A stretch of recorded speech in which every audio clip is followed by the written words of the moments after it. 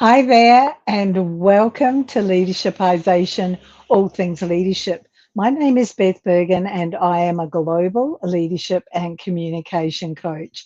My jam is to help executives and managers and business owners build their influence through the development of their leadership and communication skills.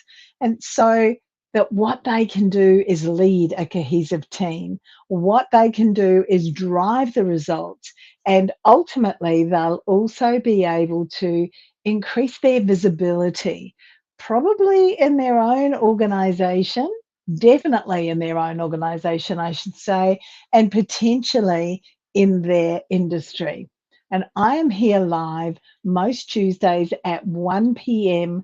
Australian Eastern Standard Time, which is 2 p.m. Australian Eastern Daylight Time, Sydney or Melbourne. Now, I'm wondering, have you ever noticed that lately busy has really become a badge of honor? Have you noticed that more and more exhaustion is kind of accepted because, yeah, that's just some evidence that you've been working really hard? And maybe you're someone who's begun to experience that this feeling of overwhelm is actually the norm. Well, I'm here to tell you that chaotic leaders create chaotic teams. So, what I want us to look at today is how we can unlearn some of those patterns and how you can become a much more grounded and effective leader through that kind of leadership.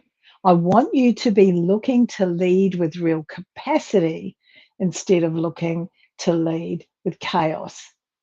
Because what I know is that if you can do this, things will absolutely change for you. So I've got 7 topic areas that we're going to have a look at today. And the first one is this: there's a real cult around being busy. Busy becomes like a status symbol in all areas of your life. What have you been doing? Oh, I've been really busy. And so, what can happen is we can actually fall into that pattern, that habit, that need to have the status symbol where we're so busy being that we're not necessarily being productive because we're busy being. We're just doing stuff. And what you need to be asking yourself is, in all this busyness, are the outcomes that I'm looking for actually being achieved? And if you are leading in chaos, then what happens is that no one can actually be very sure about what is expected. But when they look at you, they see that you're being really busy. So, as we'll discover as we go through today, they'll just be really busy too, which does not necessarily mean that they're being productive. The second point for us to be aware of is that chaotic leadership has a cost. What happens is that you and your leadership, you become reactive. You suffer from emotional exhaustion. The team begins to get overwhelmed because they can see that you're overwhelmed and you're shifting your focus all the time over here, over there, over here. And what happens is that that becomes really paralyzing because you can't make a decision in your chaos, or you keep taking everyone off in those other directions. Now, when that kind of thing is happening, trust goes down. When this is what is happening and you're leading in chaos, clarity goes down. When you're leading in chaos, performance goes down because without clarity, you don't have accountability. As I said before, and this is the third point, activity doesn't always equate to the impact that you're actually making.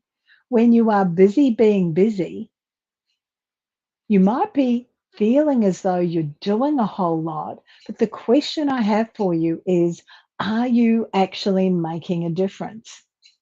Is your team actually making a difference? What you need to be doing is focusing on work that moves the outcomes. Because activity, if you look at your team and they all seem to be busy doing things, activity equals effort and busyness. So there is some activity going on. If they're doing things, if they're outputting, that's awesome.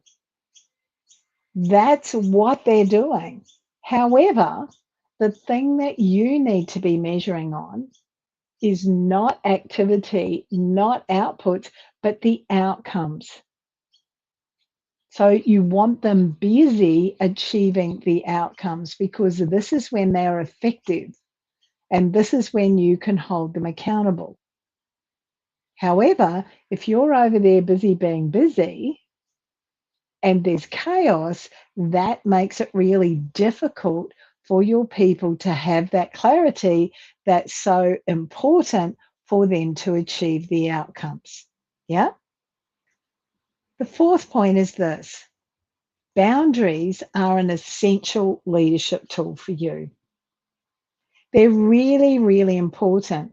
Why? Well, firstly, they protect your energy. They give you the ability to make decisions.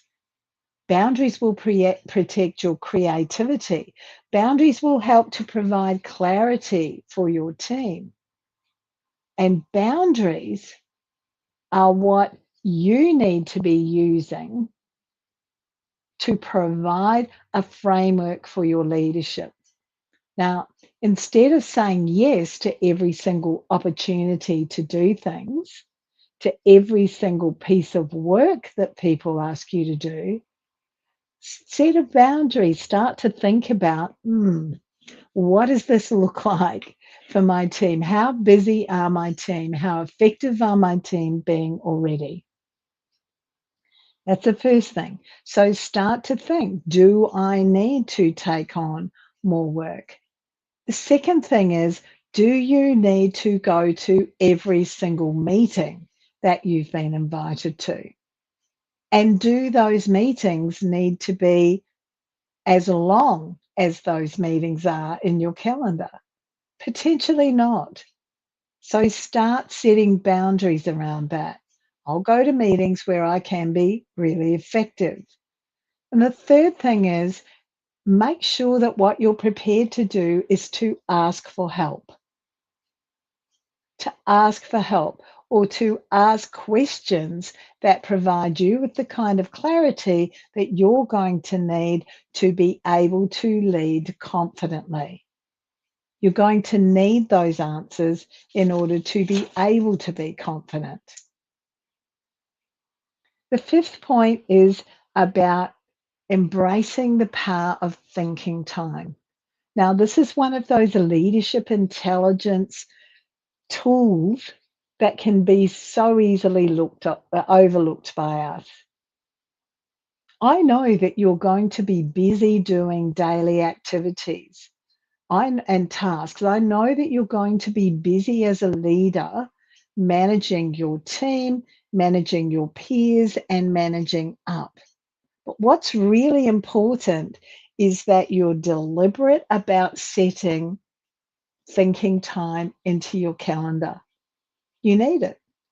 You need thinking time about operational issues. You need thinking time about strategic issues. You need thinking time about what's going on right now in front of you, but also about what's going to be happening into the future. It's really important. It's thinking, not just doing. Now, this is on top of the time that I recommend that you have for actually doing things, the tasks that you're responsible for. So they need to be scheduled into your diary as well. And what I love about this thinking time is that it actually creates space for creativity. This is when your great ideas come because you're thinking about things, and it helps you to develop a strategy for whatever is going on so that you can develop your leadership intelligence, develop your leadership tools, and develop your confidence as a leader. Now, all of those things obviously are really important. So let's have a look at some solutions. I've got 3 solutions that you can do right now. The first one is this. These are 3 immediate things which are quite small, but also really powerful. Before we do that, I'm taking a sip of my water. The first one is this. It's what I call the 10% rule. What can you do? What can you do today to reduce your commitments for today by 10%? Now, if what you're thinking is, oh, I don't know about that, then sit today and have a look at tomorrow, and then have a look at the day after that. Because what we want you to do is to be able to deliberately, really deliberately reduce or remove 10% of your commitments. It's a big ask, I know. But what you will find is that if you can do that for a number of weeks quite deliberately, those things will be gone from your calendar. They'll be gone from your commitments. There'll be some standard things. And then on an ongoing basis, look and think, what can I take out of my calendar right now? That's the first one. The second one is this. I want you to think about, wait a second, a minimum of 1 daily reset. Now, this is 3 minutes, just 3 minutes where you can pause so that you can regulate yourself. And a really good thing to do in this time is what's called box breathing. And box breathing will just help to lower your blood pressure, just to get you back balanced again. And if you're feeling stressed or frustrated, it will really bring that down for you. So this would be, box breathing is breathe in for 4, hold for 4, breathe out for 4, hold for 4.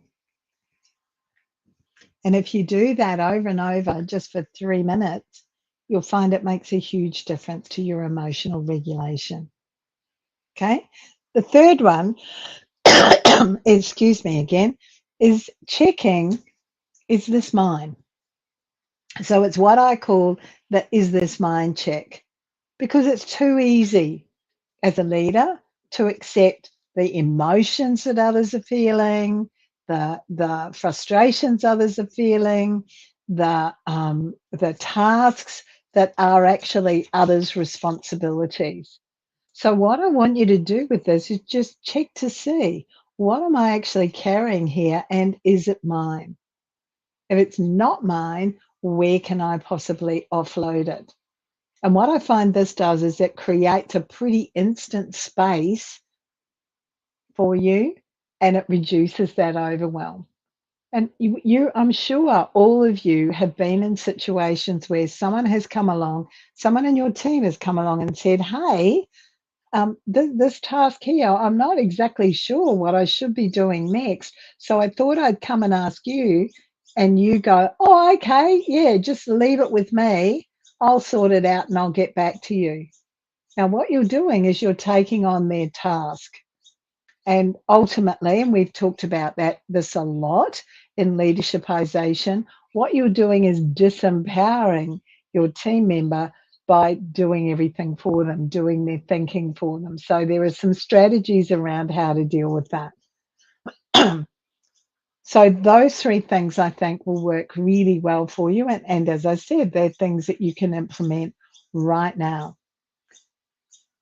The 7th topic area is just a reminder of this. Your emotions, your energy actually reflects your team. Your emotions and your energy reflect your team. Your pace sets the emotional tone. And when you're calm, you build trust. People feel safe. They have clarity. Productivity is likely to rise and accountability is there because there's clarity.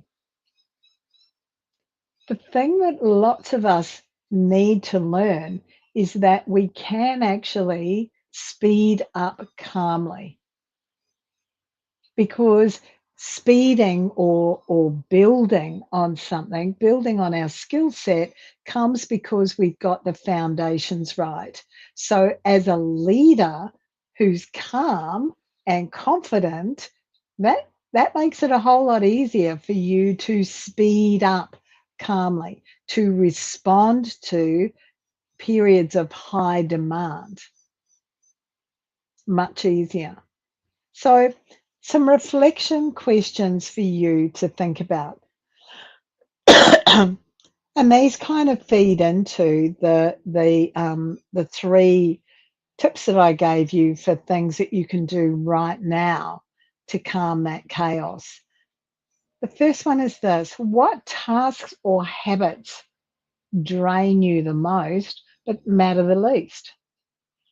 What tasks or habits drain you the most but matter the least? Now, what I'm talking about here is that 10%. Are there some 10%? Do they fit in that 10% of commitments that maybe you can get rid of? Is there a way that they can be delegated to somebody else?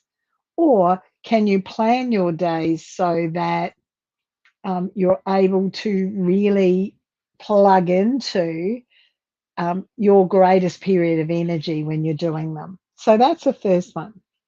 The second reflection question is this: what small pause or reset can you build into each day for the rest of this week? Like today's Tuesday. You might be watching a replay of this, but have a think for the next 3 or 4 days, what small pause or reset can I build into every single day? Because what we know is that that centers you and it refocuses you because you're not sitting in this really big overwhelm. And then the final question for you to think about is how does your pace how does your pace influence the pace of your team?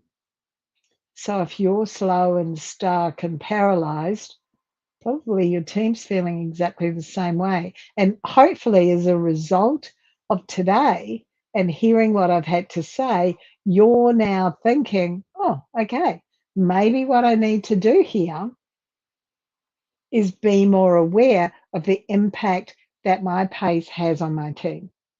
So, what we see here as a summary, what we've looked at today, is that busy is a warning sign. It's a warning sign, not a benchmark. It's not something to aspire to. It's not something to aspire to. Boundaries and micro resets absolutely change everything. And calm leadership is a real gift that you can give your team. Small shifts, they'll change everything. Those boundaries and those micro resets that we talked about. But that calmness is the most important thing of all. So thank you so much for joining us today. If you've got any questions or comments, pop them on the platform that you're watching this on. If you're watching replay, hashtag replay would be fantastic. Thank you. Now, as I've said to you, we've talked about it a little bit today. Leadership intelligence is a combination of all of the leadership tools that you need. And for me, and for many others, it begins and is woven through and held together with communication skills. So, on a regular basis, I offer my Smarter in 30 Days program, which is all about You saying it smarter, being able to develop rapport and being able to influence your team through a recognition of different age groups, of different styles of communicating, and then building your own knowledge and confidence in those areas. So if you're interested in hearing some more about that, no pressure, not going to hassle you with a hardline sales call. Use the 30-minute call, book a call with me, and you'll see that on the platform that you're watching this on. Thank you so much. I look forward to seeing you next week. Bye now.